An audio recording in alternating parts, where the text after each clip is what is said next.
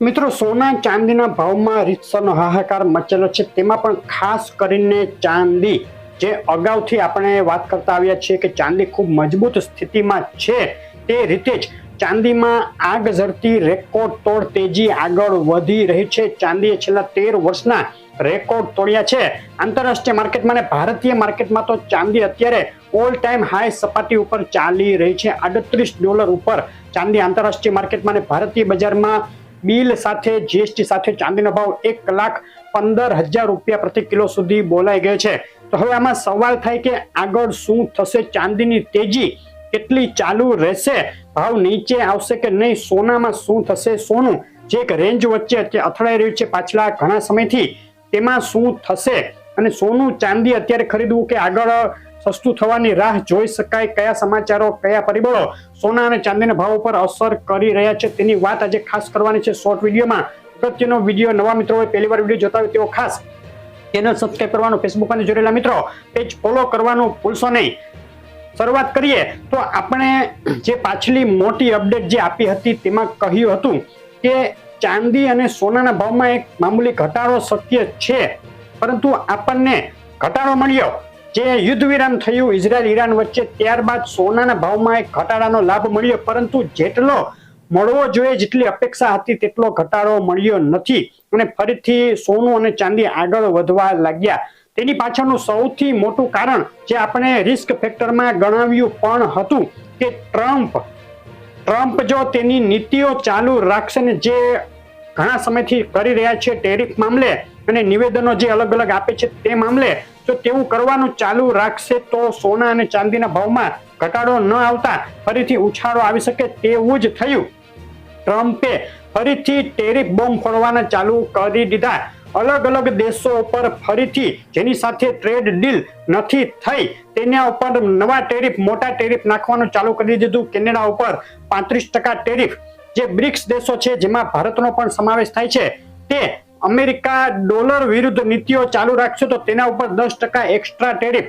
તે સિવાયના બીજા દેશો જાપાન છે અને યુરોપિયન યુનિયન અને મેક્સિકો ઉપર આજે જ ટ્રમ્પે 30% ટેરિફ લગાડવાની ધમકી આપી દીધી છે. તો ટ્રમ્પની જે આ ટેરિફ નીતિ છે, ટેરિફ લગાડવાની ધમકી છે, ટેરિફ જે લગાડી રહ્યા છે, તે સોનાના ભાવ ઉપર સીધી અસર કરે છે, સોનાના ભાવને સપોર્ટ આપે છે, જેને લઈને અપેક્ષા મુજબ સોનાનો ભાવ નીચે આવ્યો નથી અને સોનાના ભાવમાં એક સીમિત દાયરામાં તેજી ચાલુ રહી છે. પાછલા 1 મહિનાનો સોનાના ભાવનો ચાર્ટ જોઈએ તો જોઈ શકાય કે લગભગ 22 દિવસથી સોનું એક રેન્જમાં અથડાઈ રહ્યું છે. $3350 સુધી 22 દિવસમાં 3 વાર સોનું આવ્યું અને નીચામાં $3280 આસપાસ આવીને અટકી જાય છે, ત્યાંથી ફરીથી ઉપર ચડી જાય છે. ટૂંકમાં $3280નો એક અગત્યનો સપોર્ટ આપણે અગાઉ કહ્યો હતો તે હજુ પણ યથાવત છે. આ સપોર્ટ સોનું તોડી નથી રહ્યું અને ઊંચામાં $3400નો સપોર્ટ છે, લગભગ 3360 સુધીનો સપોર્ટ છે કે જ્યાંથી સોનું વારંવાર પાછું વળી જાય છે.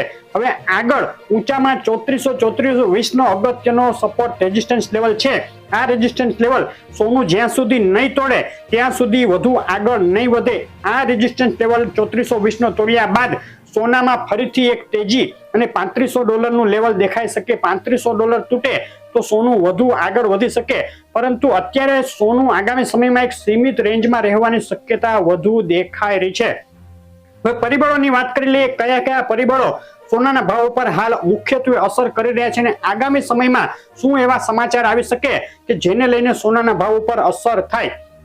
સૌથી મોટું પરિબળ આપણે કહ્યું તે ટ્રમ્પની ટેરિફ નીતિ. જો આ જ રીતની નીતિ ચાલુ રહેશે, સમાધાનકારી કોઈ સમાચાર નહીં આવે, નવા ટેરિફ લગાડ્યા કરશે તો સોનાના ભાવને સપોર્ટ મળી રાખશે અને સોનું એક મજબૂત સ્થિતિમાં જ રહેશે.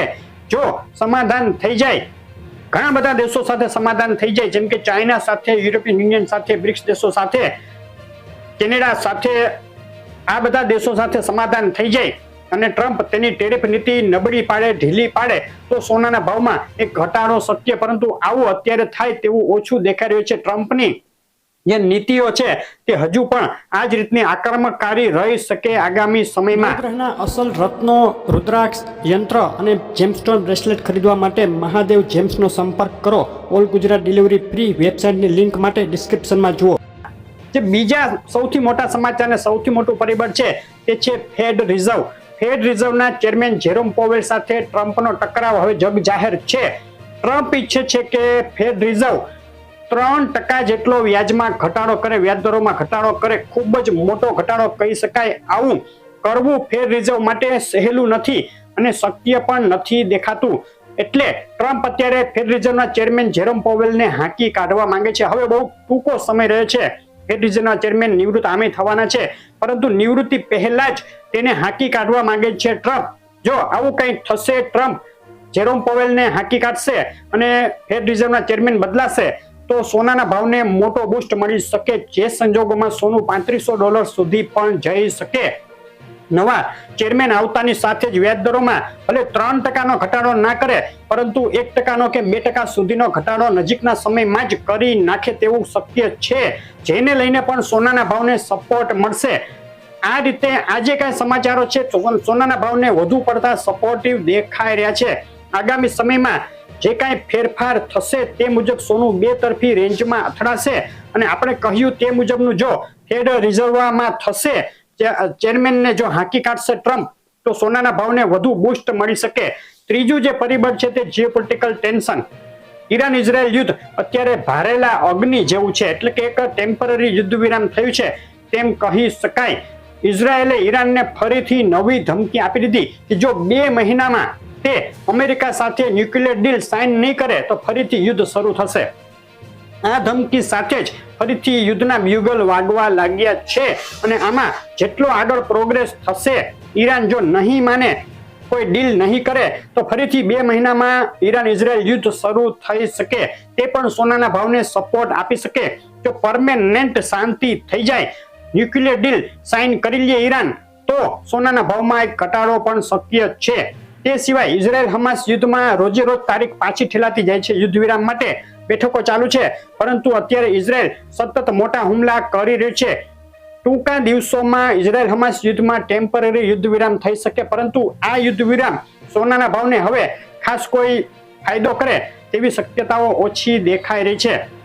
રશિયા યુક્રેન યુદ્ધમાં જો યુદ્ધ વિરામ થઈ જાય તો સોનાના ભાવ ઘટી શકે, પરંતુ પાછલા ઘણા સમયથી આપણે રાહ જોઈ રહ્યા છીએ કે ક્યારે યુદ્ધ વિરામ થાય, પરંતુ યુદ્ધ વધુને વધુ ભડકી રહ્યું છે, જેને લઈને સોનાના ભાવમાં મજબૂતી સાથે તેનો સપોર્ટ મળી રહ્યો છે. જો યુદ્ધ વિરામ થાય તો આશા રાખી શકાય, પરંતુ કહી ના શકાય કે આમાં યુદ્ધ વિરામ ક્યારે થાય.